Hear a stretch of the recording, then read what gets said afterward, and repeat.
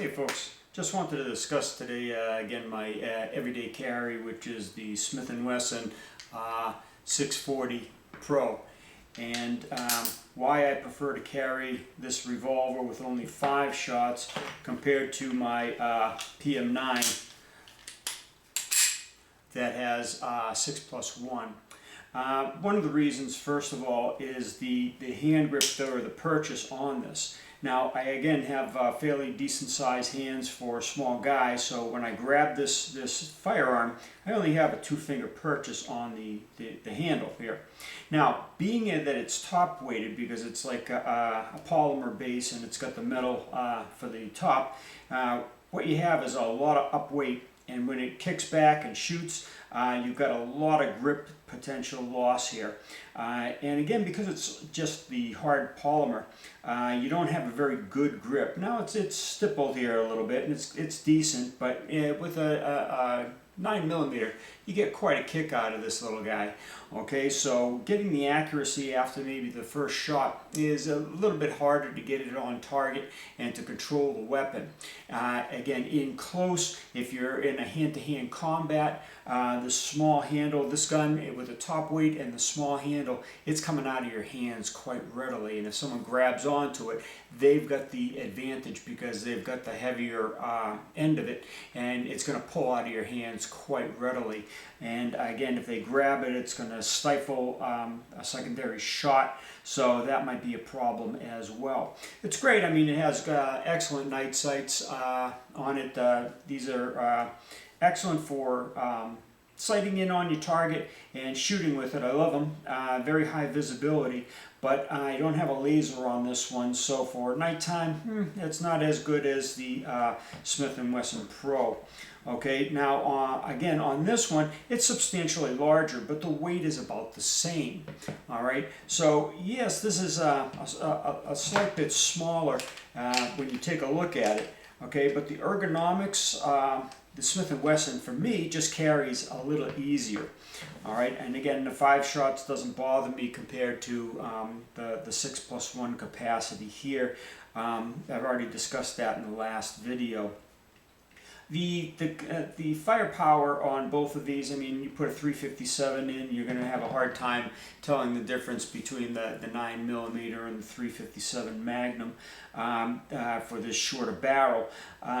But so the firepower is, in my opinion, equal. But again, with the larger handle that I have on this handgun, plus the all-around, the weight is evenly distributed. It's not top-heavy, such as the PM9 here, the Kahr PM9, or any of the small polymer-based firearms. Now, in a real combative situation also, if someone grabs onto this with a longer handle, you have a good purchase. They're not getting this out of your hand as readily. And if they grab onto you, all you have to do is turn with it. Now, again, for the camera, this is empty, so just when I go for a dry fire, you understand. Okay, when you pull this through, okay, you'll notice that the barrel is turning in the chambers here is turning in a counterclockwise position. If someone were to grab onto it, what you want to do is you want to pull in that direction, because what happens is as this is stabilized, you can't pull the trigger. But once you turn your hand, you'll notice that it goes to that effect. So you can pull the trigger if it's even grasped. Now, the Chiappa Rhino, it transfers in the opposite pattern, which is better, I think, than the Smith & Wesson Revolution here, because if you're turning your hand this way to get the person's or the assailant's hand off your weapon, you're turning with the turn of the barrel or the chambers here, but what you need to do for greater strength is turn the opposite way. Okay, now you can't do it with this and get it to fire because of the way it transitions, okay, but you're moving into hand strength rather than the hand weakness. So if someone's grabbing and you're pulling this way, this is possible for your hand to just come off the firearm.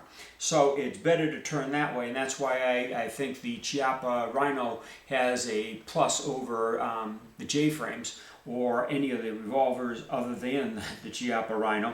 But again, you can't get the night sights, you can't get the laser, It does have a 6 capacity, but this is just far better for hand-to-hand combat if you have the laser and the night sights, as I related in my last video. So I just wanted to do that little update there. Again, the weight's about the same.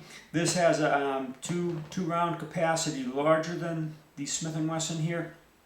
But again, for fighting, especially for in close, which you never know you're going to need or not, it's much easier to access this weapon, much easier to retain this weapon, and it is much easier to stay on target with it.